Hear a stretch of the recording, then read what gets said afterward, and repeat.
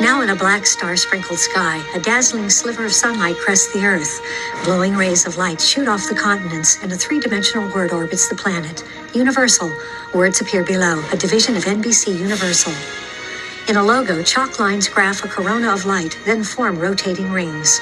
Working title. Now as we soar over lush green countryside to a farm, titles appear. Universal Pictures presents, in association with Studio Canal and Relativity Media, a working title production, in association with Three Strange Angels Productions. This is the story of my family. Me, my three beautiful children, and my husband. There is our lovely farm.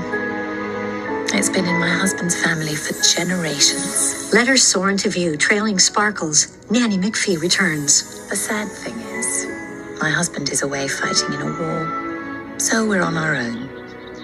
We're all terribly worried about him, of course. But on the whole, I'm coping well.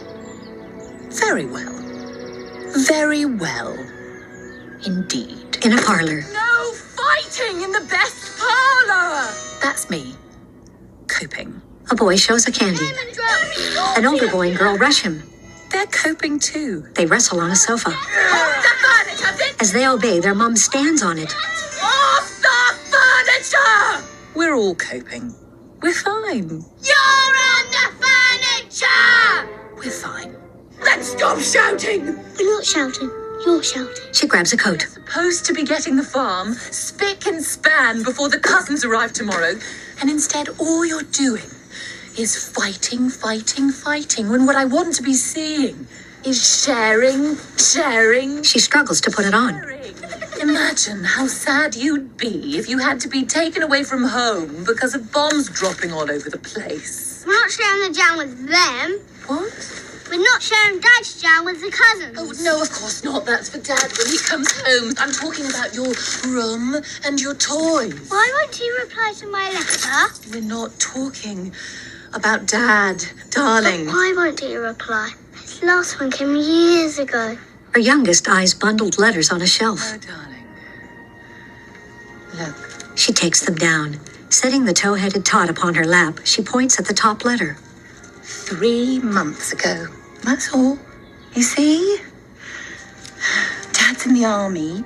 They move him about a lot. That's all it is. There is nothing to worry about. All right? Her eldest listens intently. Now, I've got to run, but you've got to clean up the farm for the cousins. What are they actually like, the cousins? They're city children. I imagine they're rather refined. And I am sure that they are very well behaved.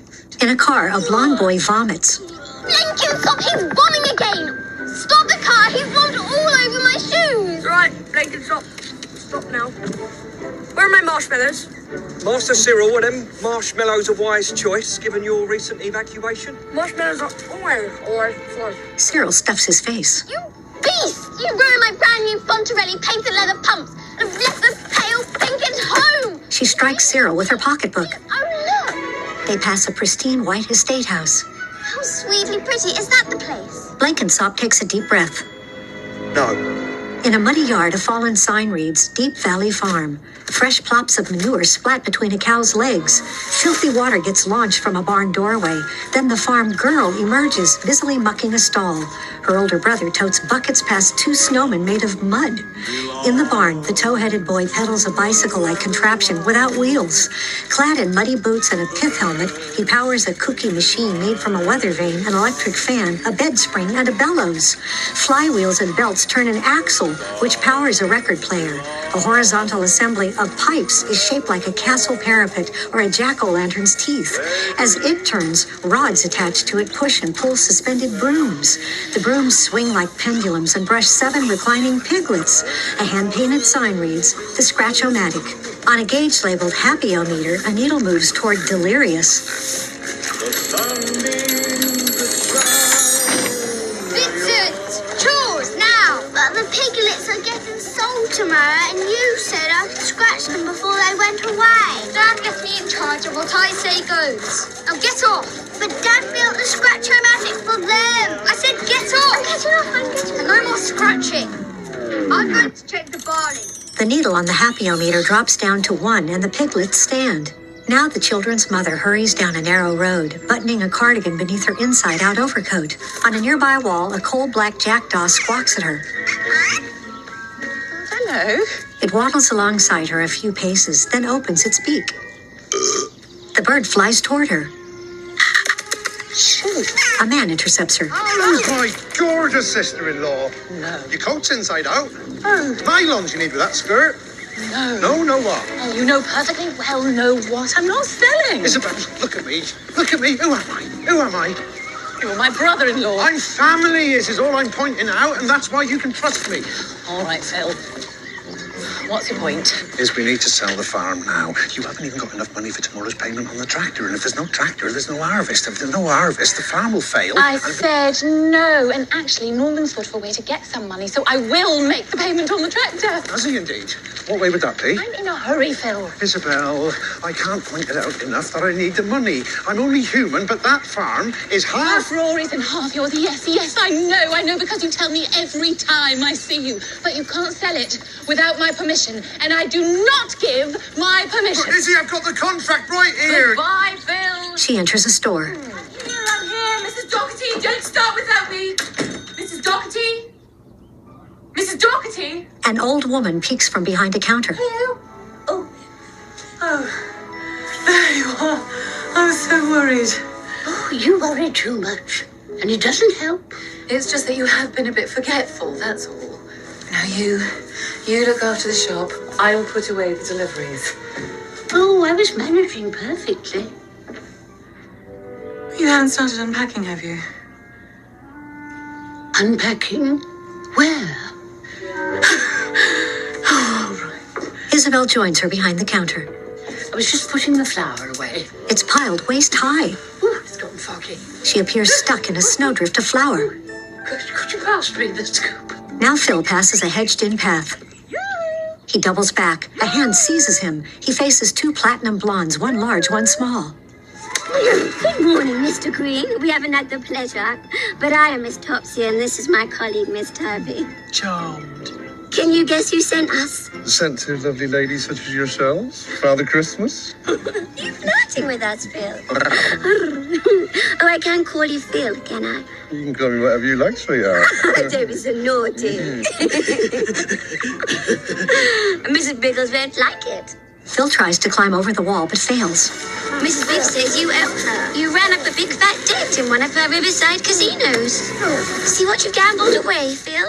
I owe 1 farm. Where is your farm, Phil? I like farms. We've come to get it. I respect that, ladies, and you get it, you'll get it. And Mrs. Biggs has nothing to worry about. I can fix it. I am fixing it. Please don't hurt me. Oh, we don't want to hurt you, Phil.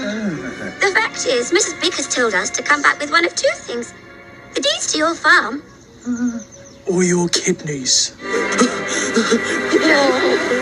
Now a vast field of golden barley wavers gently in a breeze. Standing among the healthy crops, Norman plucks a grain from one of the wispy stalks. He bites the seed, examines it, and casts a hopeful gaze toward the sunny sky.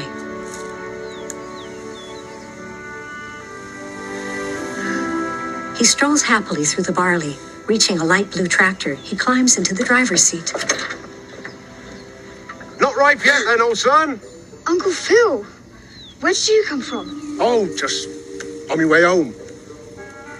Be ripe in a few days, I reckon. Must be very proud. Your mum told me all about your idea to pay for the tractor. What on earth made you think of that, then? Phil goes to prop an elbow on his knee but slips. I saw Farmer McCready at the shop, and he said he was looking to buy some Gloucester old spots. Pigs. I knew that. So when I offered to sell him our piglets, he jumped at it. Clever. Phil rests an arm on the tractor hood. Very clever. Norman reaches for the ignition. Phil jumps, then waves the boy onward. Come on. Feed it through. That's it. Feed it through. As his nephew drives the tractor down a path, Phil turns away with a calculating gaze. Come on, Phil. Think. Piglets. Gotta get rid of the piglets. No piglets, no tractor, then she'll have to sell the farm. Phil marches into the barley field. Now the cousins' limousine passes through a quaint town. At Deep Valley Farm, Norman hauls a bucket through the muddy workyard. Nearby, his sister frowns. As the limousine drives past the yard, the three siblings stare. Cool, look at that. Is that the motor car? It must be the cousins. Can't be the cousins. They're not due till tomorrow. In unison, the three dash toward the arriving car, shortcutting through the barn. Do you think they've got sweets? They must be so rich. They've got a chauffeur. Now one of the chauffeur's polished leather shoes steps from the limousine but halts mid-stride above the mud. He gives in and steps down. Where are we? Cyril lowers a newspaper. We're in the land of poo. Blenkinsop opens his door. Duck poo, hen poo, cow poo, goat poo. Poo as far as the eye can see. Here we are then. How'd you get? In fact, it's the British Museum of poo.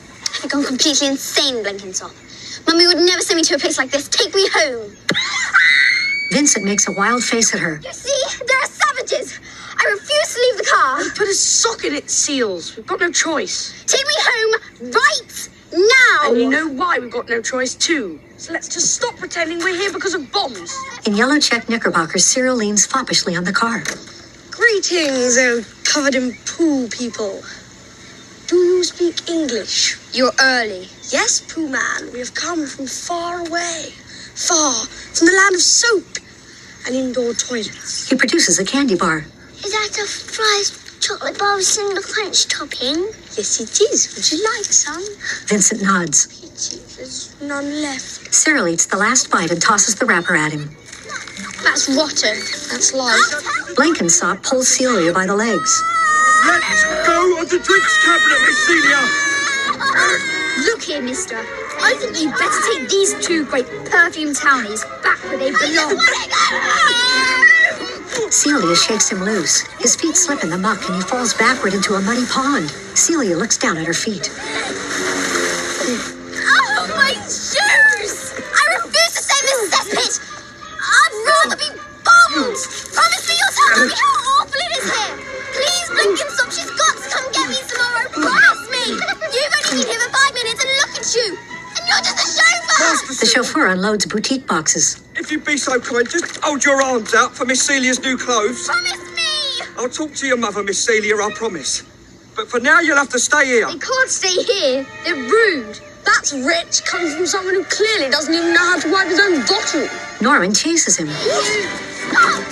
Stop my clothes. Cyril throws the boxes at him as he flees. As Norman's sister and brother join the chase, Blenkinsop falls in the mud. Dare you? Trampling them. I should have enlisted. Did I tell my mother? Celia halts at one of the muddy boxes. Beautiful clothes. Ruins. Ah! I'm in hell! You monsters, I'll kill you for this! Peasant, Celia, is that you? Ruin my clothes or I'm going to ruin your hair! What a lovely frock. Oh, what now? I'm coming. I'm coming. Our view spins above the house. Lightning flashes. Isabel makes her way to the windowed front door, where someone's knob-nosed profile shows in silhouette. Light bulbs flicker as she draws closer, her eyes fixed on the shadowy visitor. An object on the stranger's head bobs like a feather. Opening the door, Isabel finds Phil outside, sheltering his head with the contract papers. Not now, Phil. I was wondering, when you say no, do you No, really it's mean not no? a good I'll time. come back in 10 minutes, 5. She shuts the door. I think I should boil you all an egg. For goodness sake, Phil, go away. I need you go. As she opens the door, lightning flashes and Nanny McPhee faces her. Isabel takes in the woman's unibrow, snaggletooth, and 2 hairy moles, one on her chin and one on her upper lip. Good evening, Mrs. Green. I am Nanny McPhee. Oh, you're it. I mean, her. Who are you? I am Nanny McPhee. Small C. Big P. Right. Thing is, I haven't hired a nanny. I don't need a nanny. I'm managing perfectly well. I have never had a nanny because I don't want a nanny. I am an army nanny, Mrs. Green. I have been deployed. No. There must be some mistake. Everything's under control here. Wait for me, you want from hell! That's Cyril. He's not one of mine. He's their cousin. You parasitic That's Norman. Hands off me! He is mine. They've just met. The boys fight in the parlor. They're getting to know each other. Through play. Kill the townies and eat their heads. Oh, it's the war. It's not a very good influence. She shuts the parlor door. May I come in? Must you? I mean, yes, of course. You must. Tea? Perhaps later. Nanny McPhee steps inside. Let me introduce myself to the children. The jackdaw slips in just as the door shuts. Wait. The nanny regards Isabel frankly. Why don't you put the kettle on? I shan't be a moment. The jackdaw slips under the skirt of her black frock. Isabel stares after Nanny McPhee, who enters the parlor. Inside, she finds Vincent beating furniture with his cricket bat, Cyril pulling Norman's hair, and Isabel's daughter throwing Celia over her shoulder.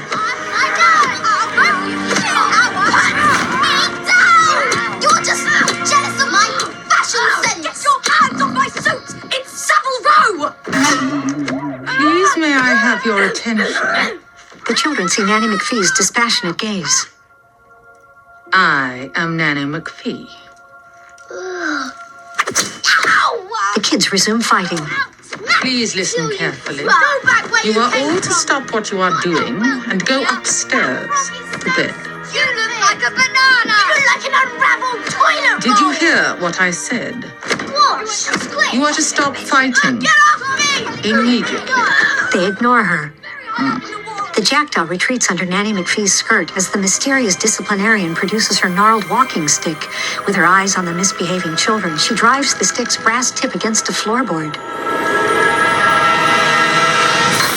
Golden sparks burst from it. Outside, more radiate outward from the house and dissipate. In the parlor, the kids freeze. Cyril smirks. Was that supposed to impress us? Cyril draws back his fist to punch Norman, but it hovers by his ear, unable to move.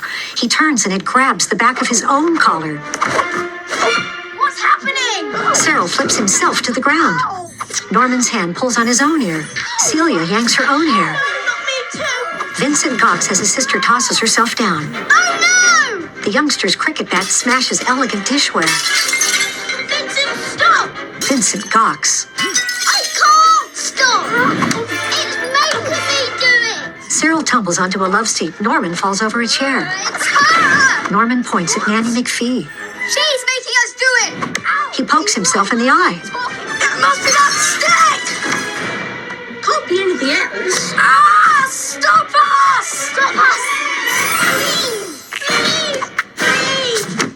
On one condition, that you apologize for hurting each other and promise to stop Vincent's bat demolishes a candy dish. fighting. Apologize? I'm not apologizing to them. Well, I'm not Vincent's bat knocks a child's drawing of a tractor into the fireplace. apologizing to us. Technically, it was Cyril who broke the jam. Oh no! What's happening? That's letters! The bat pulls Vincent toward the bundle. They're going to get burnt! Keep away from them! I can't! It's making me! Please! Alright, we'll apologize! I'm sorry I hit you with the fire truck, Celia! What is that? Do it together! Me too! I'm sorry! Sorry, Cyril. Celia, please! It's our dad's letters! Oh! Alright! I apologize! Oh, I'm sorry! Cyril! Apologize! The trembling bat draws closer. Apologize! Cyril! Nanny McPhee eyes Cyril, whose fingers tug his nose up like a pig's. All right, I'm sorry. The bat smacks the letters. Nanny McPhee strikes the floor with her stick. Everything freezes. The bundled letters hover safely over the flames. The jackdaw emerges. What are you doing here, Mr. Edelweiss? He flies to the fireplace and grabs the letters. You naughty bird. With the bundle in his talons, Mr. Edelweiss swoops past the kids who remain frozen in time.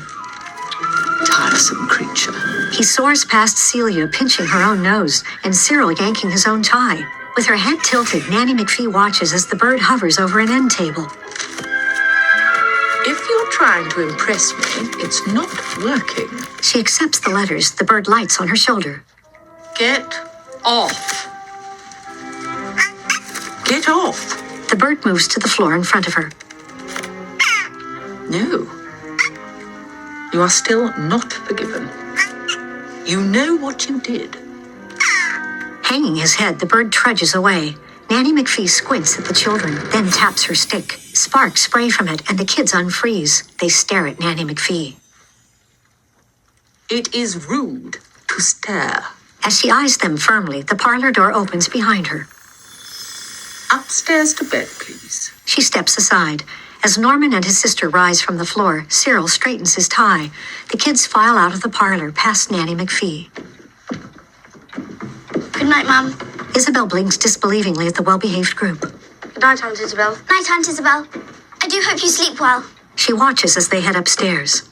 Oh, In the parlor, Vincent, would you please put those back where they belong? she hands him the letters. Glancing at her, he smiles faintly, then turns back to face the room. He finds the elegant dishware unbroken on the table. Ooh. The candy dish sits by, perfectly intact. The unharmed tractor drawing rests on a shelf. Vincent shifts his gaze to a bench seat against a wall. Toting the cricket bat, he heads over and places the letters on a sill above the seat back. His eyes take in Nanny McPhee as he walks back to her. He hands her the bat. Thank you, Nanny McPhee. You're welcome. Off you go. As Vincent leaves the parlor, the mole above Nanny McPhee's upper lip disappears. She eyes Mr. Edelweiss. Shush. And make yourself scarce. Go on. She looks at a window which opens. Shoo. As she strides out of the room, Mr. Edelweiss obeys. Now Nanny McPhee finds Isabel in the kitchen. These children require 5 lessons, Mrs. Green. Lesson 1, to stop fighting, is complete. They've stopped fighting. Nanny McPhee tilts her head. She leans the bat on the stair rail. Early beds tonight, I think. Leave it to me. You should be able to have a little time to yourself. Time to myself? Time to myself. In a disheveled attic bedroom, a miniature carousel spins.